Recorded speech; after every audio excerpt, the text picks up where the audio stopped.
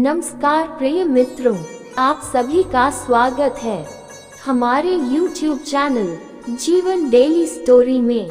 अगर आप लोग हमारे चैनल पर नए हैं तो हमारे चैनल को सब्सक्राइब अवश्य करें और अच्छे कमेंट करें। धन्यवाद। वह पहली महिला है जिसके 5 पति थे। क्या वह 5 पतियों के साथ एक साथ रमन करती थी? द्रौपदी की कथा और उनकी व्यथा से बहुत ही कम लोग परीक्षित होंगे। क्या उस काल में 5 पतियों वाली पत्नी द्रौपदी को स्वीकार किया था? क्या उस समय विवाद खड़ा नहीं हुआ था? इसे कई सवाल आज भी हमारे मन में आते हैं, लेकिन हमें इनका जवाब आज तक नहीं मिला। द्रौपदी ने तो शादी सिर्फ अर्जुन से ही की थी, किंतु रिश्ता सभी भाई के साथ बनाया था। क्या द्रौपदी सिर्फ अर्जुन से ही प्यार करती थी? तो फिर अन्य भाइयों के साथ वह क्यों रही? उन्होंने फिर उनके साथ भोगविलास क्यों किया? हिंदू धर्म में महाभारत का एक अलग ही इतिहास है। महाभारत का स्मरण करते ही हमारे मन में श्री कृष्ण और दुर्योधन के साथ साथ 5 पांडव और द्रौपदी का चित्र हमारी आंखों के सामने आ जाता है।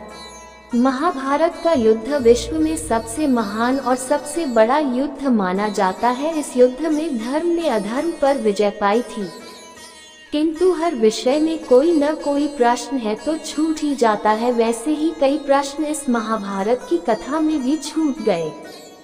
सबसे बड़ा प्रश्न यह है कि क्या द्रौपदी सभी पांडवों के साथ संभोग करती थी?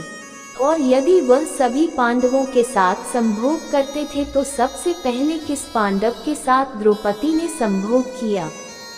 दुर्योधन द्वारा पांडवों के मारे जाने की खबर सुनकर 5 भाई मां कुंती के साथ ब्राह्मण का जीवन बिताने लगे। सभी ब्राह्मणों की तरह भिक्षा मांग कर लाते और मां कुंती उन सभी में शिक्षा को सभी में बराबर बांट देती। उसी समय द्रौपदी का स्वयंवर चल रहा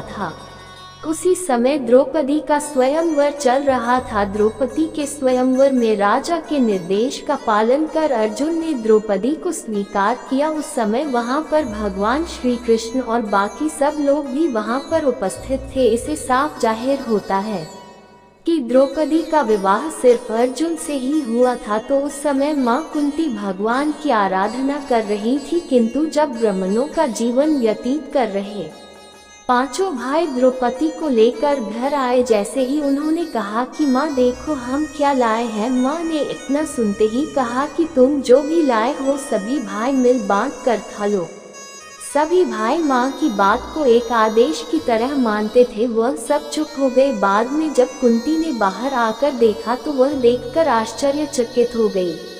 फिर उसने युधिष्ठिर से बोला, तुम ऐसा करो कि मेरी बात भी सही हो जाए और कुछ गलत भी ना हो। युधिष्ठिर ने मां का आदेश पाकर यह फैसला किया कि सभी भाई द्रौपदी से शादी करेंगे, किंतु हिंदू धर्म में एक से ज्यादा शादी करना पाप माना चाहता था। इसलिए द्रौपदी के पिता को इस बात की काफी चिंता हुई, पर ऋषि व्यास जी ने उनको बताया कि पूर्व जन्म में द्रौपदी ने भगवान शिव की तपस्या करके उनसे एक वरदान मांगा था, सर्वगुण संपन्न चाहिए।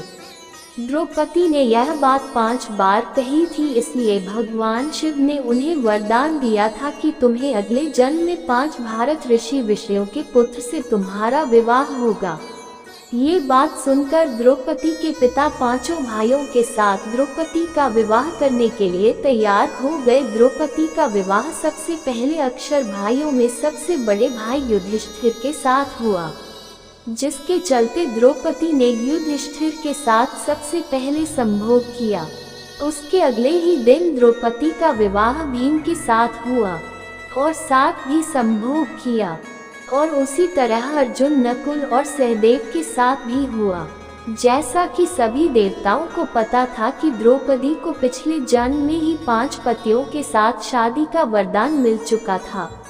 भगवान शिव ने द्रौपदी की तपस्या से खुश होकर उन्हें कन्या कहा था, जिसे उन्होंने द्रौपदी को वजन रहने का वरदान दिया था, जिससे द्रौपदी रोज नहाने के बाद कन्या भाव को प्राप्त होती थी। किसी कारणवश द्रौपदी का विवाह संपन्न हो पाया।